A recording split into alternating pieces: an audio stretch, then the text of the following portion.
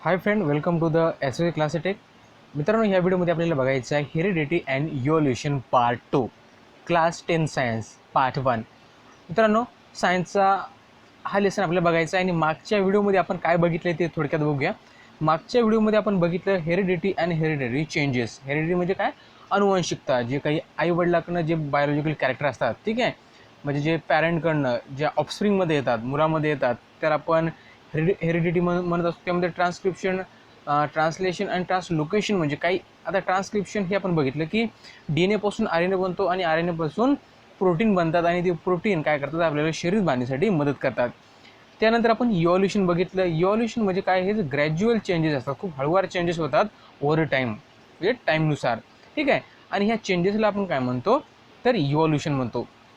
तर आता आपल्याला बघायचं आहे जे काही इव्हॉल्युशन झालेलं आहे, ठीक आहे. आणि असा एक सिद्धांत आहे की जे काही सर्व प्राणी आहेत ते जे एकाच जातीचे प्राणी असतील त्याच्यापासून निर्माण झालेले आहेत, ठीक आहे. म्हणजे एकाच प्राण्यापासून असं म्हणायला हरकत नाही. तर मित्रांनो, याचे पुरावे काय? तर त्याला आपण म्हणतो इव्हिडन्स ऑफ इव्हॉल्युशन, म्हणजे उत्क्रांतीचे पुरावे काही आहेत का? तर मित्रांनो, उत्क्रांतीचे काही पुरावे आहेत ते आपण इथं आपल्याला बघायचं आहे. तर मित्रांनो बघा, त्यानंतर आहे आपला मॉर्फॉलॉजिकल इव्हिडन्स. मॉर्फॉलॉजिकल इव्हिडन्स म्हणजे काय मित्रांनो? मॉर्फॉलॉजिकल इव्हिडन्स त्याला आपण म्हणूया उत्क्रांतीचे पुरावे आपल्याकडे काय आहेत का, ठीक आहे. जर बघा मित्रांनो, बघा इथं, तर collective thinkings upon all the mentioned theories implies that the evolution is overlasting process of the changes. is overlasting म्हणजे सतत चालू असणारी आणि न संपणारी एक प्रोसेस आहे. However, it needs a proof to prove it. त्यामुळं हे सिद्ध करण्यासाठी आपल्याला काही प्रूफची गरज आहे. Following are the various proofs available in support of the theories mentioned. तर त्यासाठी काही इथं आपल्याला प्रूफ दिलेले आहेत ते आपण इथं बघूया. तर हे सर्व काय आहेत मित्रांनो? मॉर्फॉलॉजिकल इव्हिडन्स आहे. मॉर्फॉलॉजिकल म्हणजे बघा मित्रांनो, इथं आपल्याला काहीतरी चेंजेस दिसतात प्राण्यामध्ये आणि काही सिमिलिटीज पण आहेत ते आपण बघूया. तर various similarities like a structure of the mouth. बघा, सर्वांचं जे स्ट्रक्चर आहे माउथचं त्या प्राण्यांचं, it is a little bit same.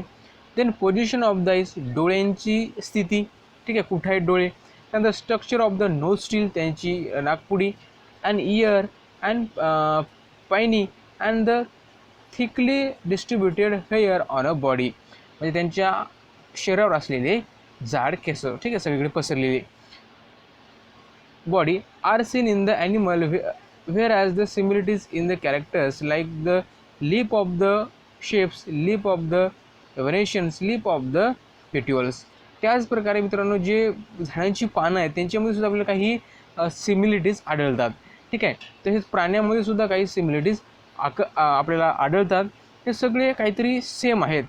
तर हे यावरून आपल्याला असं समजते की त्यांचं जे ओरिजिन आहे, ठीक आहे, हे काय असलं पाहिजे? Must be same. त्यांचं काय असले पाहिजे? सेम असले पाहिजे.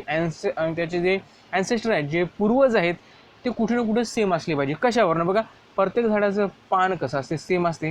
प्रत्येक झाडाला फळ येते. त्यानंतर प्राण्यांची डोळे, प्राण्यांचं नाक, हे सर्व कुठं ना कुठं सारखं आपल्याला आढळते प्राण्यांचं. म्हणजे त्याचे जे ॲन्सेस्टर आहेत, त्यांचे जे पूर्वज आहेत, ते कुठं ना कुठं सेम असले पाहिजे. हा आपल्याला एक मॉर्फॉलॉजिकल इव्हिडन्स आपल्याला इथं दिसतो. त्याच्यानंतर आपल्याला बघायचं आहे ॲनाटॉमिकल इव्हिडन्स. ॲनाटॉमिकल इव्हिडन्स म्हणजे बस शरीर जे रचना असते किंवा शरीरशास्त्र असते आतलं आपण बघतो, त्याला आपण ॲनाटॉमिकल म्हणतो, ठीक आहे. त्याची इव्हिडन्स काय आहेत बघा.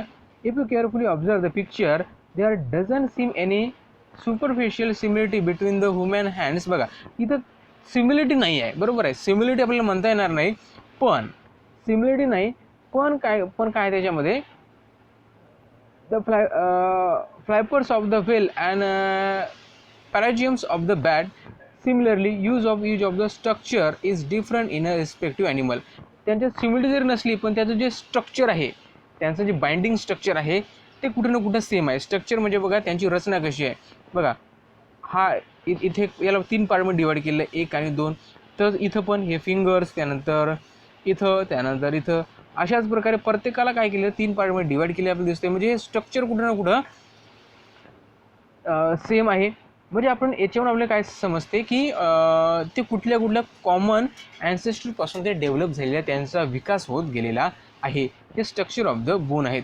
त्यानंतर ह्युमन हँड बघा, त्यानंतर कॅट्स फॉरलेग बघा, ठीक आहे, कॅटचे हे पाय समोरचं बघा, आणि याच्यामध्ये स्ट्रक्चर जवळपास कुठं ना कुठं आपल्याला सारखं सापडते. त्यानंतर बॅट, ठीक आहे, त्यानंतर फ्लायपर ऑफ द व्हेल माशाचं, ठीक आहे. त्याच्यानंतर मित्रांनो हे झालं आपण, म्हणजे त्याचं स्ट्रक्चर सारखं कुठं ना कुठं आपल्याला आढळते सर्व प्राण्यामध्ये, म्हणजे मानव असो की व्हेल मासा असो की बॅट असो, म्हणजे त्यांचे जे ॲन्सेस्टर आहेत ते कुठं ना कुठं सेम आहेत. त्यानंतर आहे वेस्टिजियल्स ऑर्गन्स. वेस्टिजियल्स ऑर्गन म्हणजे काय, तर मित्रांनो वेस्टिजियल्स ऑर्गन म्हणजे असे ऑर्गन त्याचा उपयोग काहीही नाही माणसामध्ये. मग ते ऑर्गन आपल्यामध्ये आहेत का, कारण ते आपल्या पूर्वजामध्ये होते, ठीक आहे, त्यांना काहीतरी त्यांचा उपयोग होता. त्यानंतर कालांतराने इव्हॉल्युशन झालं आणि नंतर ते आता आपल्या काहीच कामी नाही, ठीक आहे. डिजनरेटेड ऑर अनडेव्हलप युजलेस ऑर्गन्स म्हणजे बघा डिजनरेटेड आणि अंडर डेव्हलप्ड म्हणजे ते पूर्ण विकसित झाले नाही, युजलेस आहेत ते organs of organism called the vestigial organ, म्हणजे ते पूर्ण डेव्हलप झाले नाही किंवा त्याचा काही उपयोग नाही, त्याला आपण वेजिस्टियल ऑर्गन असं म्हणतो. आता जे लिव्हिंग थिंग्स आहेत ते लिव्हिंग ऑर्गॅनिझम आहे. Sudden development of the new species और organs of living in a changing the environment is not possible. म्हणजे बघा अचानक जर इन्व्हायरमेंट चेंज झालं तर सडनली असे जे हे असतात ऑर्गन्स ते अचानक डेव्हलप होत नाहीत किंवा अचानक ते नष्ट होत नाही. त्याला डेव्हलप होण्यासाठी किंवा नष्ट होण्यासाठी खूप कालावधी लागत असतो, ठीक आहे. त्याच्यामुळे ते काय होतात ग्रॅज्युअली त्याच्यामध्ये चेंजेस होत जातात, म्हणजे काही नष्ट होत जातात तर काहीमध्ये वाढ होत जाते. Mostly the specific structure in a body is useful under the certain situation, आणि कधी ना कधी त्याचं एखाद्या कमी पडत असतो तो भाग, ठीक आहे, एखाद्या कंडिशनमध्ये. However the same degenerate under such a situation as per the principle of the natural selection. मग हे कशावर आहेत, म्हणजे त्याला आपण प्रिन्सिपल ऑफ नॅचरल सिलेक्शन म्हणतो. हे चार्ल्स डार्विन यानं मांडला होता, की त्यांनी काय सांगितलं होतं की जे अवयव आहेत ते काय होतात, ते नष्ट होतात किंवा डेव्हलप होतात, ठीक आहे, कशानुसार, आजूबाजूच्या वातावरणानुसार, की त्यावेळेस तो प्राणी कसा राहतोय त्यावरनं ते होत असतात. आणि ज्यावेळेस ते काय करतात दुसऱ्या प्राण्याला जन्म देतात तर त्यांच्यामध्ये ते कॅरेक्टर पास करत असतात. तर हे प्रिन्सिपल ऑफ नॅचरल सिलेक्शन होतं, आणि हे होण्यासाठी जवळपास थाउजंड्स ऑफ इयर लागतात हे अवयव डिसअपिअर होण्यासाठी, ठीक आहे, ठीक आहे. तर हे ऑर्गन बघा मित्रांनो काय होतात, तर बऱ्याच फेजमध्ये ते काय होतात ते नष्ट होत असतात. Though non-functional in a certain organism, it may be functional in other organism. It not vegetarian in other organism.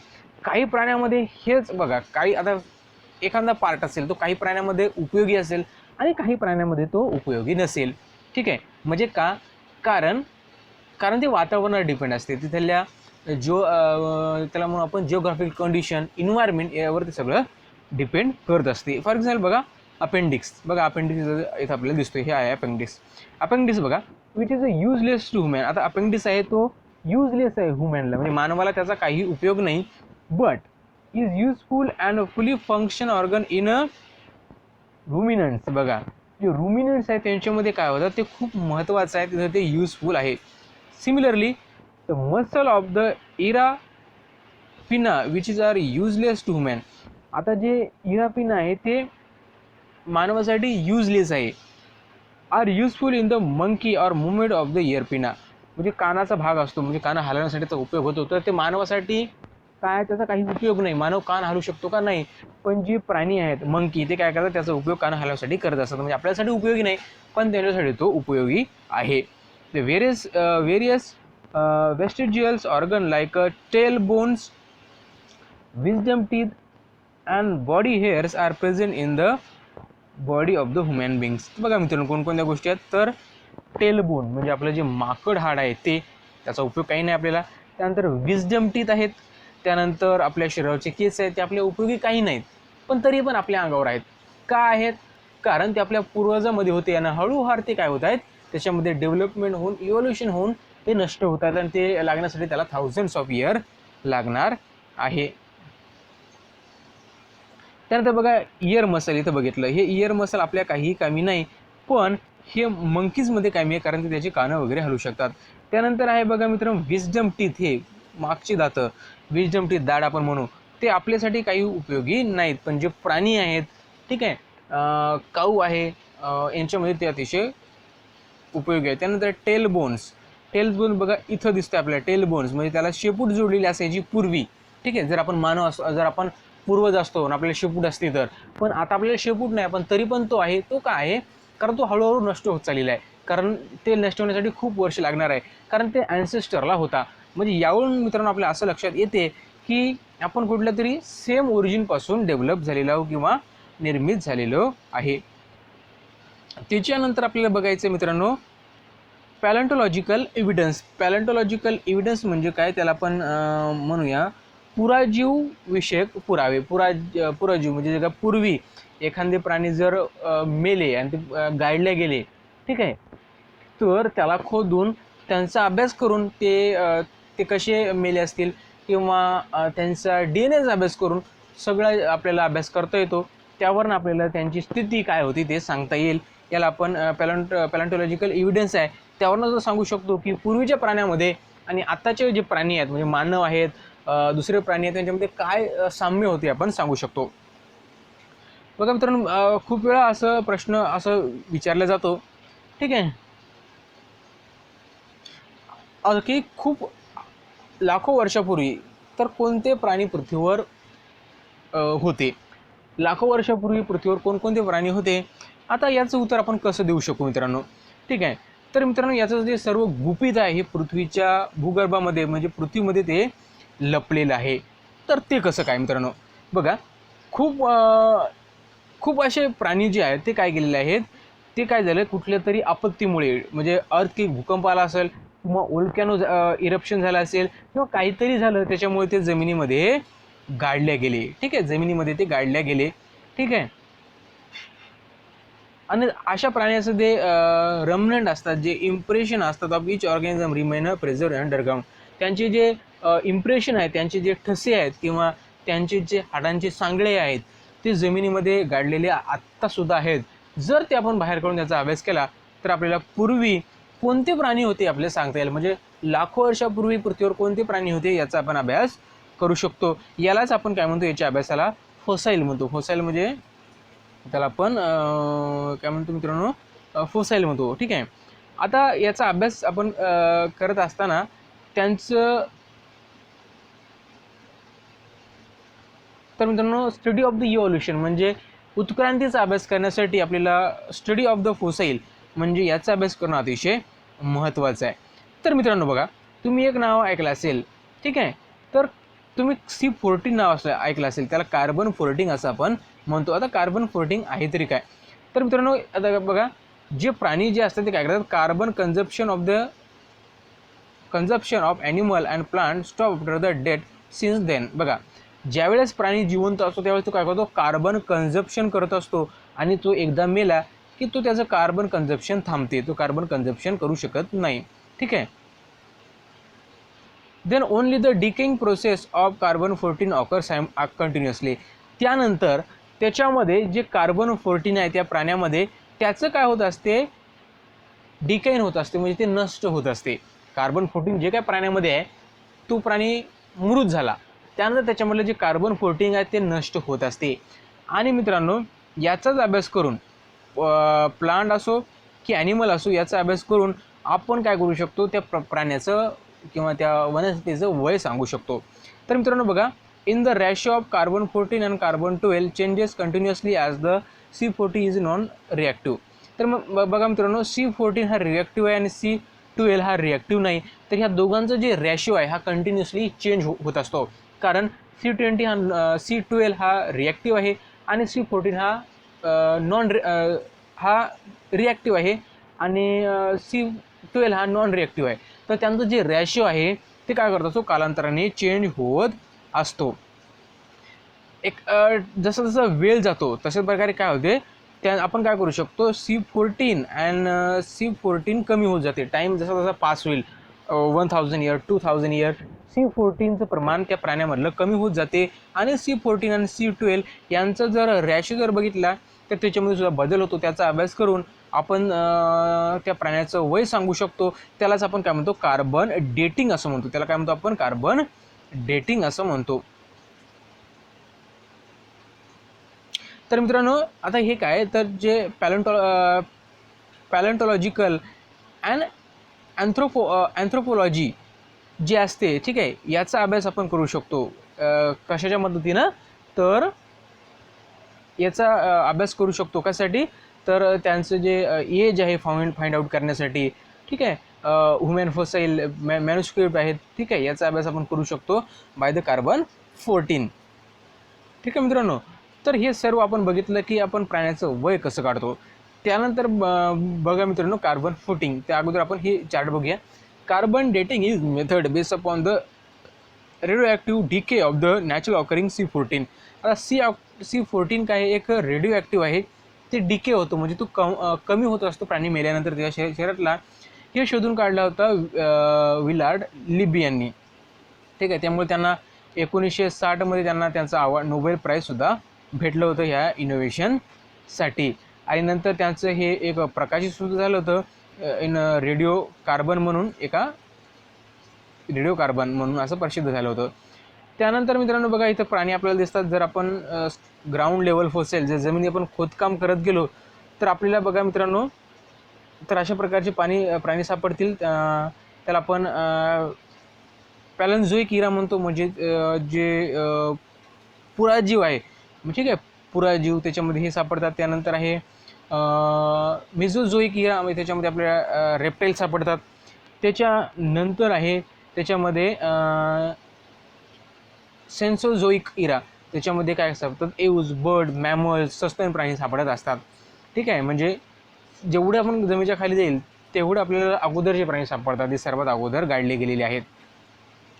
त्यानंतर आपल्याला बघायचं आहे मित्रांनो एक कनेक्टिव्ह लिंक म्हणजे काय. कनेक्टिव्ह लिंक म्हणजे काय, काही प्राणी बघा कनेक्टिव्ह लिंक, काही प्राणी जरी वेगवेगळे असले तरी त्याच्यामध्ये काहीतरी लिंक आढळतात प्राण्यामध्ये सेम दाखवण्याच्या, ते आपण बघूया.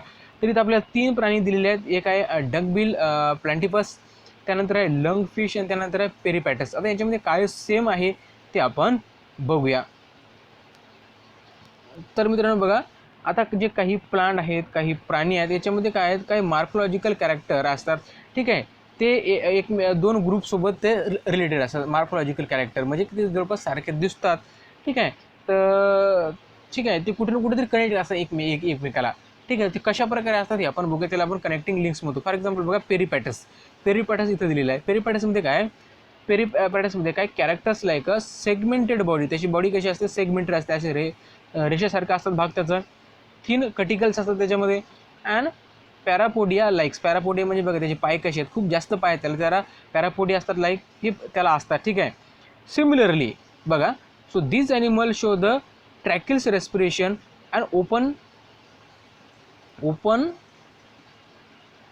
Circulatory system. बघा आता हा प्राणी बघा मित्रांनो याच्यामध्ये सर्व हे ऑर्गनाइज नंतर तो काय करतो ट्रॅक्युलर रेस्पिरेशन आहे आणि ओपन सर्क्युलेटरी सिस्टीम आहे, सिमिलर टू द आर्थोपोडा. म्हणजे बघा याच्यामध्ये बघा जो हा प्राणी कसा आहे आर्थोपोडामध्ये जशा प्रकारे आढळतं तसं याच्यामध्ये सुद्धा आपल्याला आढळतं.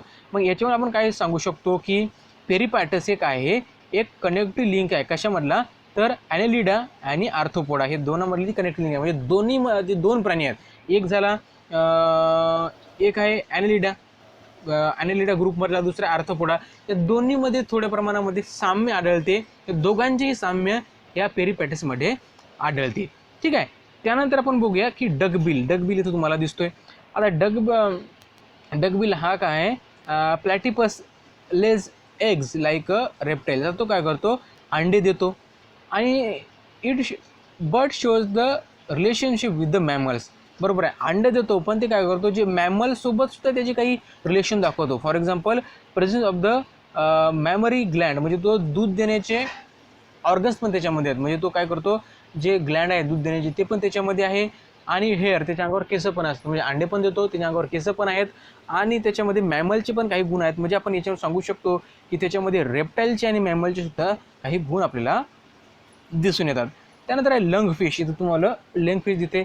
आता लंग फिश काय आहे मित्रांनो, lung fish perform the respiration with the help of the रंग रेस्पिरेशन. आता बघा लंग फिश एक फिश आहे, एक ॲक्वेटिक ॲनिमल आहे पण त्याच्यामध्ये तो श्वास घेतो, तो कशाच्या माध्यमातून घेतो, तो लंगच्या माध्यमात घेतो. म्हणजे मासा असून पण त्याला काय आहे, लंग आहे. तर मित्रांनो, हे काहीतरी म्हणजे आपल्याला मॅमल्स आणि जे काही रेप्टाईल्स आहेत, जे काही प्राणी आहेत, त्याच्यामध्ये काय कुठं सिमिलिटी दाखवतो, म्हणजे कनेक्टिव्ह लिंक दाखवतो. ठीक आहे, दोन्हीमध्ये दोन्हीचे गुण त्याच्यामध्ये आपल्याला आढळतात. तर हे तिथं कनेक्टिव्ह लिंक असतात. त्यानंतर आपण बघूया एम्ब्रायोलॉजिकल एव्हिडन्स. एम्ब्रायोलॉजिकल एव्हिडन्स म्हणजे काय, एम्ब्रायोलॉजिकल म्हणजे काय, भ्रूण विज्ञान म्हणजे म्हणजे पोटामध्ये जी भ्रूणाची वाढ होते ती कशी असते. तर बघा फिशमध्ये बघा मित्रांनो, जर पहिलंच इथं 3 स्टेज आपल्याला दिले आहेत त्या एम्ब्रिओच्या. ठीक आहे, एम्ब्रिओच्या 3 स्टेज इथं दिलेल्या आहेत. बघा, पहिल्या स्टेजमध्ये जवळपास सगळ्या प्राण्यांची जी स्टेज आहे ती सारखीच आहे. फिश असो, स्लॅमेंडर असो, टर्टोइज असो, चिकन, पिग, काव, रॅबिट अँड मॅन, सगळ्यांची स्टेज सारखी दिसते. दुसऱ्यामध्ये मात्र थोडी चेंज झालेली दिसते आपल्याला. ठीक आहे, पण बघितलं तर चिकन असो, त्यानंतर पिग असो, काऊ, रॅबिट आणि मॅन ही जवळपास सारखी आपल्याला आढळते. आणि नंतर थोडी चेंज होताना दिसते. पण त्याच्यामध्ये बघा मित्रांनो, मॅन, रॅबिट, काऊ, पिग आणि चिकन याच्यामध्ये आपल्याला थोड्या प्रमाणामध्ये जे इम्ब्रिओ आहे त्याच्यामध्ये डेव्हलपमेंट हे आपल्याला, त्यांचा जो आकार आहे कुठे ना कुठे सेम आहे. म्हणजे याच्यावर आपल्याला हे भाकीत होते की आपण जे आहो आणि बाकीचे जे प्राणी आहेत ते एकाच पूर्वजापासून आलेले आहेत. त्यानंतर मित्रांनो, एक महत्त्वाची थिअरी आपल्याला बघायची, ती आहे Darwin's theory of natural selection. Darwin's theory of natural selection. तर मित्रांनो, एक Darwin theory of natural selection आपल्याला काय सांगते, त्यांनी काय केलं, चार्ल्स डार्विन यांनी, की त्यांनी काय केले, जे इनरोबल स्पेसिमेन जे असतात ते कलेक्ट केले, प्लांट आणि ॲनिमलची खूप असे जमा केले. आणि त्यावरनं त्यांनी असं सांगितलं आहे की तोच जगू शकतो जो सक्षम आहे. ठीक आहे, म्हणजे तोच जगू शकतो जो सक्षम आहे असं त्यांनी सांगितलं, पहिला पॉईंट. त्यानंतर काय सांगितलं त्यांनी, की हे कशामुळे सांगितलं, त्यांच्या एका पुस्तकामध्ये सांगितलं होतं. त्या पुस्तकाचं नाव होतं ओरिजिन ऑफ द स्पीसीज. ठीक आहे, त्यांनी काय सांगितलं आहे, preaches the survival of the fittest, म्हणजे जो सक्षम आहे तोच जगू शकतो. ठीक आहे, while explaining this concept, Darwin says that all the organism reproduce prolifically. आता काय करतात हे प्राणी, आता जे प्राणी असतात ते काय करतात, त्यांच्यासारख्या दुसऱ्या प्राण्याला जन्म देत असतात. तर all organism compete with each other in the life threatening manner. आणि सगळ्यांना काय करतात, ते सर्व कॉम्पिटिशन असते त्यांचं, कोण जास्त, त्यांचं कॉम्पिटिशन सुरू असते एक प्रकारचं, आपण असं म्हणायला हरकत नाही. आणि ह्या कॉम्पिटिशनमध्ये काय होत असते, जो प्राणी sustain which show the modification essential for the winning the competition. आणि जो प्राणी काय करेल त्याच्यामध्ये काहीतरी मॉडिफिकेशन म्हणजे काहीतरी बदल घडवून आणेल आजूबाजूच्या पर्यावरणासोबत, तो जिवंत राहू शकेल. ठीक आहे, आणि जे दुसरे असतील ते काय होतील, डाय होतील, ते मरून जातील. तर यावरनं असं त्यांनी कन्सेप्ट आपल्याला समोर मांडलेला आहे. ठीक आहे, मग त्यांनी काय सांगितलेलं आहे, त्यांनी काय सांगितलं आपल्याला नंतर, because natural selects only those organism. आता निसर्ग काय करतो, फक्त त्यांनाच निवडतो, those which are fit to live and rest perish. अशा प्राणी की ते फक्त सक्षम आहेत जिवंत राहण्यासाठी, आणि ते काय करतात, त्यांच्यासारख्या दुसऱ्या सजीवांना ते जन्म देतात. ठीक आहे, आता जे प्राणी सक्षम आहेत जगण्यासाठी ते जिवंत राहतील, ते सक्षम नाहीत ते मरून जातील. आणि जे सक्षम आहेत ते काय करतील, त्यांच्यासारख्या दुसऱ्या प्राण्याला जीवन देतील. आणि तेच प्राणी काय करतील, समोरच्या ते सारख्या प्राण्याला जन्म देतील. आणि त्यांच्यामध्ये जे काही कॅरेक्टर होते जिवंत राहण्याचे, जे काय बाकीच्यामध्ये नव्हते त्यामुळे ते मेले, यांच्यामध्ये जे होते तेच कॅरेक्टर ते काय करतील, समोरच्या पिढीला देतील त्यांच्या. ठीक आहे, यालाच त्यांनी म्हटलेलं आहे theory of the natural selection. तर याला त्यांनी म्हणलेलं आहे theory of the natural selection. आता एकदम सोप्या भाषेत आपण बघूया त्यांनी काय सांगितलं, जो सक्षम आहे तो जगेल, आणि ते सक्षम आहे मग त्यांच्यामध्ये काहीतरी वेगळं असेल, आणि तेच वेगळं गुण त्यांच्या ते समोरच्या पिढीला देतील. म्हणजे हे झालं theory of the natural selection. पण त्यांच्या थिअरीमध्ये काही ऑब्जेक्शन होते. कोणकोणती ते बघा. Natural selection is not only the factor responsible for the evolution. त्यांनी काय म्हणजे हेच स्पष्ट झालं नाही की natural selection only the factor, हे फक्त एकच कारण असू शकते इव्होल्युशनचं. दुसरं, Darwin did not mention any explanation about the useful and usefulless modification. आणि कोणतं मॉडिफिकेशन बदल हा महत्त्वाचा आहे किंवा कोणता युजफुल आहे आणि कोणता अनयुजफुल आहे, ठीक आहे, युजलेस आहे, हे त्याच्याहून समजलं नाही. आणि नंतर काय सांगितलं आहे की there is no explanation about the slow changes or update changes. त्यांनी हे पण स्पष्ट केलं नाही की हे चेंजेस होतात ते अचानक होतात की हळूवार होतात. तर मित्रांनो ही सर्व थिअरी होती, ठीक आहे. तर हे महत्त्वाचं वर्क होतं जे की चार्ल्स डार्विन यांनी केलं होतं. तर आता आपल्याला बघायचं मित्रांनो इंट्रोडक्शन टू द सायंटिस्ट. एक आहे ते चार्ल्स रॉबर्ट डार्विन, एक बायोलॉजिस्ट होते. त्यांनी एक थिअरी दिली होती, थिअरी ऑफ द इव्होल्यूशन. मग त्यांनी ती स्पष्ट केलं होतं, ठीक आहे. त्यांनी काय केलं होतं तर त्यांनी काय सांगितलं होतं तर to show that the all species of the living organism, जेवढे काही स्पेसीज आहे living organism have been gradually evolved over a period of thousands of years from a common ancestor. आणि सांगितलं जेवढे काय प्राणी आहेत ते सर्व एकाच ॲन्सेस्टर, एकाच पूर्वजापासून ते आलेले आहेत. तर ही जी प्रिन्सिपल ऑफ नॅचरल सिलेक्शन त्यांची होतं is responsible for this evolution. त्यांनी हेच सांगितलं की हेच त्या इव्होल्युशनचं कारण असू शकते. त्यानंतर आपण बघूया लॅमार्किझम. लॅमार्किझम म्हणजे मित्रांनो एक सायंटिस्ट होते लॅमार्क, ठीक आहे, लॅमार्क. आणि त्यांनी काय वाद केला होता, त्यांची काय सांगितलं होतं हे आपण बघूया लॅमार्किझम यांनी.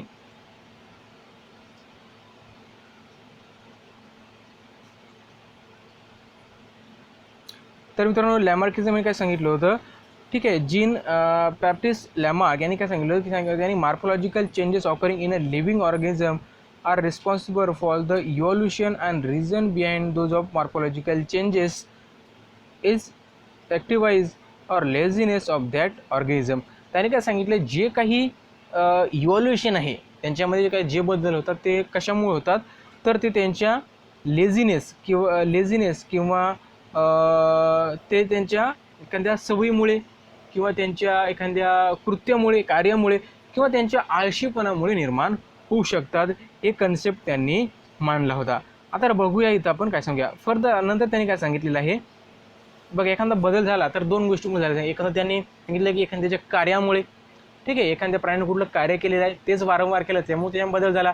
एखाद्याने काहीच कार्य केलं नाही तर त्याच्यामध्ये त्यांनी आळस निर्माण केला त्याच्यामुळे सुद्धा त्याच्यामध्ये काही बदल झालेला आहे. बघा नंतर सांगितलं आहे the neck of the giraffe has become too long due to the browsing on a leaves on a tall plant by extending their neck for several generation.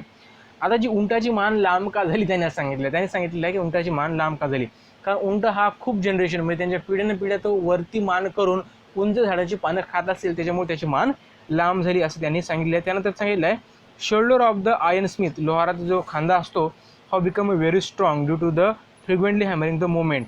तो घन हाणतो त्याच्यामुळे सतत घन हाणतो त्याच्यामुळे त्याचा खांदा कसा आहे मजबूत झालेला आहे.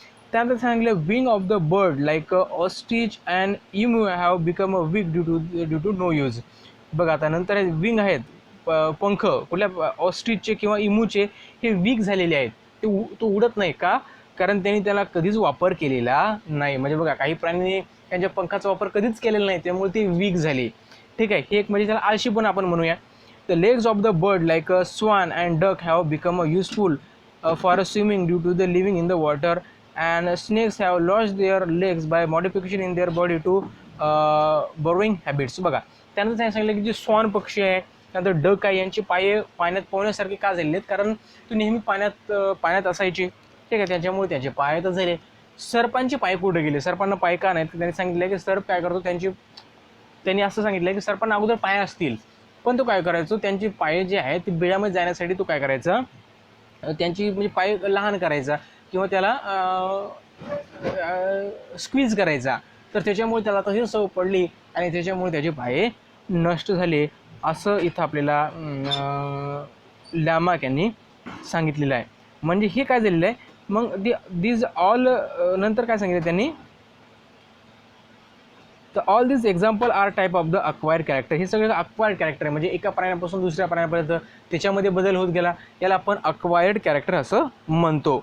Transfer from one generation to another generation, एका जनरेशनपासून दुसऱ्या जनरेशनपर्यंत ते ट्रान्सफर झालेले आहेत यालाच आपण काय म्हणतो this is called as theory of inheritance of acquired characters or Lamarckism. तर यालाच आपण काय म्हणतो, इनहेरिटन्स कॅरेक्टर असं म्हणतो. ठीक आहे. त्यानंतर आपण मित्रांनो एक त्यांचं बघा, हे आहे जीन्स लॅमार्क. बघा इथे दिसतं तुम्हाला. तर हे आहेत Lamarck's propose that the activity of the organism responsible for their evolution. म्हणजे त्यांच्या उत्क्रांतीसाठी त्यांची जी ॲक्टिव्हिटी आहे ही रिस्पॉन्सिबल आहे असं त्यांनी आपल्याला सांगितलं आहे. हे फ्रेंच नॅचरलिस्ट होते, यांनी ही थेरी आपल्यासमोर मांडली होती. ठीक आहे. आता हे त्यांनी सांगितलं होतं की जे ॲक्टिव्हिटी आहे त्यांच्यामुळे जे बदल झालेले आहेत ते समोरच्या पिढीला ते ट्रान्सफर करतात. पण ॲक्च्युअलमध्ये काय आहे ते आपण इथं बघूया.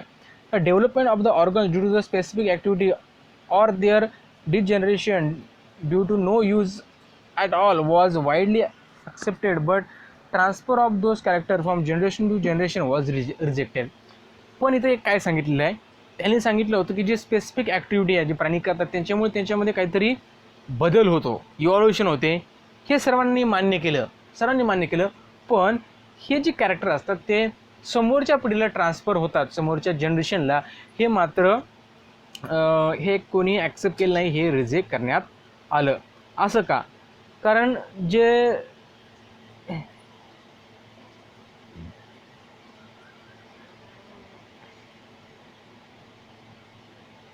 त्यांनी जे मित्रांनो जे त्यांनी व्हेरीफाय करण्यासाठी खूप त्यांनी प्रयत्न केले, पण ते त्या प्रकारचे एकदम सिद्ध करू शकले नाही. त्यांची थेरी काय झाली, डिसअप्रूव्ह झाली.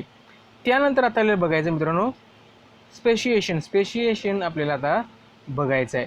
स्पेशिएशन आता म्हणजे काय, त्याला जाती उद्भव म्हणू, म्हणजे एकाच जातीपासून आपण निर्माण झालेलो. तर आता जे न्यू स्पेसीज निर्माण झाले आहेत, the formation of the new species of plant and animal is the effect of the evolution. आता जे काही नवीन स्पेसीज असतील, नवीन प्राणी असतील, हे कशाचा परिणाम आहे, तर इव्हॉल्युशनचा, उत्क्रांतीचा परिणाम आहे. So this of the group of the organism that can be produce fertile individual through a natural reproduction. आता सर्व नॅचरल रिप्रोडक्शनपासून निर्माण झालेले आहेत. Each species grow in a specific geographical condition. आणि प्रत्येक स्पेशीज आहे, प्रत्येक जातीचा प्राणी आहे, हे एखाद्या विशिष्ट अशा जिओग्राफिकल कंडिशनमध्ये तो राहत असतो. त्यांचं अन्न, त्यांची सवय, त्याचं रिप्रोडक्टिव्ह ॲबिलिटी, ठीक आहे, प्राणी जन्म देण्याची क्षमता, हे सर्व त्याच्यावर डिपेंड असतं. कशावर, त्याच्या जिओग्राफिकल कंडिशनवर. त्यानंतर आहे मित्रांनो, how ever the genetic variation is responsible for the formation of the new species from earlier one. तर त्यासाठी मित्रांनो काय आहे, तर जेनेटिक व्हेरिएशन ते सुद्धा महत्त्वाचं आहे. कारण कुठले गुण जर आपल्यामध्ये आले असतील आईवडिलाचे, तर त्याच्यासाठी महत्त्वाचं असते की जेनेटिक ट्रान्सफर आहे नाही, महत्त्वाचं असते. तर या सर्व गोष्टी मित्रांनो इथे एक्सप्लेन केलेल्या आहे. दुसऱ्या साईडला बघा मित्रांनो, जिओग्राफिकल आणि reproductive changes are also responsible. ठीक आहे, जिओग्राफिकल कंडिशन असतील किंवा तो प्राणी जन्म देण्याची क्षमता किती आहे यावर सुद्धा काय डिपेंड असते. तर ते किती कॅरेक्टर ट्रान्सफर करू शकतात, ठीक आहे, याच्यावर सुद्धा डिपेंड असते. त्यानंतर ह्युमन इव्हॉल्युशन म्हणजे मानवाची उत्क्रांती कशी झाली ती आपल्याला बघायची आहे. तर मित्रांनो आपल्याला माहीत आहे, मानव हा युनिसेल्युलर ऑर्गॅनिझमपासून तयार झालेलं आहे. म्हणजे हे इव्हॉल्युशन झालेलं आहे मानवाचं, कुठल्याही प्राण्याचं. हे कसं निर्माण झालेलं, हे एक युनिसेल्युलर प्राण्यापासून निर्माण झालेला आहे. ठीक आहे. तर मित्रांनो आपल्याला पिक्चरमध्ये दिसतंय की मानव कशा प्रकारे निर्माण झालेला आहे. ठीक आहे.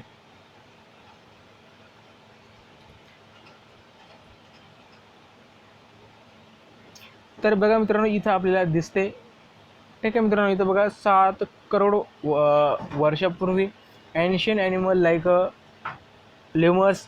त्यानंतर बघा मित्रांनो 4 कोटी वर्षापूर्वी, नंतर आहे 2.5 कोटी वर्षापूर्वी, नंतर आहे 1 कोटी वर्षापूर्वी. तर हे वर्ष दिल्या कधी त्यांची डेव्हलपमेंट झालेली आहे. आपण आता थिअरी बघूया.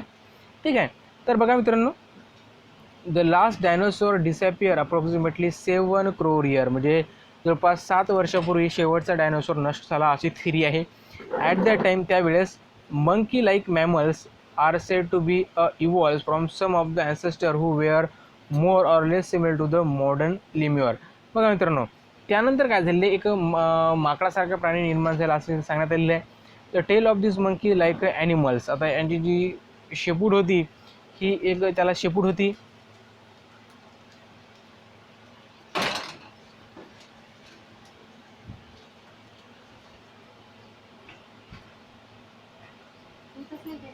त्यानंतर मी आपल्याला सांगितलं आहे की माकडासारखा प्राणी तयार झाला. त्यानंतर तो काय झाला, तो जवळपास 4 कोटी वर्षापूर्वी तो नष्ट झाला, तो डिसअपिअर झाला. ठीक आहे, ठीक आहे. नंतर मग काय झालं तर मित्रांनो, त्यानंतर they develop due to the enlargement of the brain their hand were improve and thus ape like mammals were evolved. म्हणजे अशा प्रकारे त्यांचा मेंदूची साईज वाढली, मेंदू मोठा झाला आणि अशा प्रकारे ते एप लाईक एखादा प्राणी तयार झाला. ठीक आहे मित्रांनो. त्यानंतर ते काय झाले, मग नॉर्थ ईस्ट एशियाला ते पोचले. ठीक आहे, ट्रॅव्हल केले असेल त्यांनी. ठीक आहे, आणि अशा प्रकारे त्यांचा स्प्रेड झाला तो. त्यानंतर जवळपास मग चिंपॅन्झी आणि गोरिला इव्हॉल्व झाले कधी 2.5 करोड वर्षा अगोदर. आणि नंतर evolution of the some of the 2 crores year old species of the apes seems occurred in a different way. त्यानंतर 2 कोटी वर्षापूर्वी जे स्पीसीज होते ॲप्सचे ते नंतर सापडले. ठीक आहे, अशा प्रकारे नंतर मग ते काम करू लागले.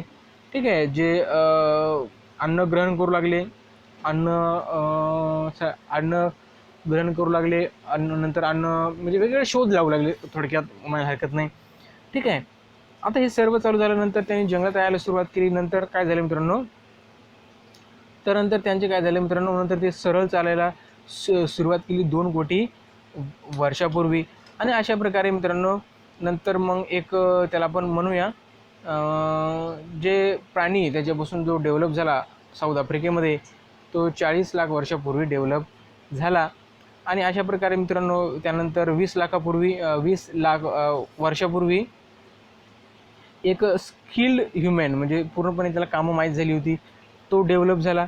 त्यानंतर 15 लाख वर्षापूर्वी तो सरळ चालू लागला, नंतर त्याच्यामध्ये हा विकास झाला. आणि अशा प्रकारे हे नंतर चायना आणि इंडोनेशियामध्ये राहत असतील, कॉन्टिनेंटमध्ये राहत असतील असं आपल्याला सांगता येईल. त्यानंतर 10,000 year ago म्हणजे 10 वर्षापूर्वी the wise man started practices agriculture. त्याने शेती करायला सुरुवात केली त्यांनी. ठीक आहे, नंतर मग त्याला त्यांनी मग शहरं बसायला सुरुवात केली. अशा प्रकारे मानवामध्ये विकास होत गेला आणि अशा प्रकारे तिथून ते आजपर्यंत आपण अशा प्रकारे विकसित झालो आहे. तेवढं काही विशेष नाही मित्रांनो याच्यामध्ये. ठीक आहे, या थेरीज आहे. त्यानंतर आपण पुढच्या व्हिडिओमध्ये याचे जे क्वेश्चन आहेत ते आपण बघण्याचा प्रयत्न करूया.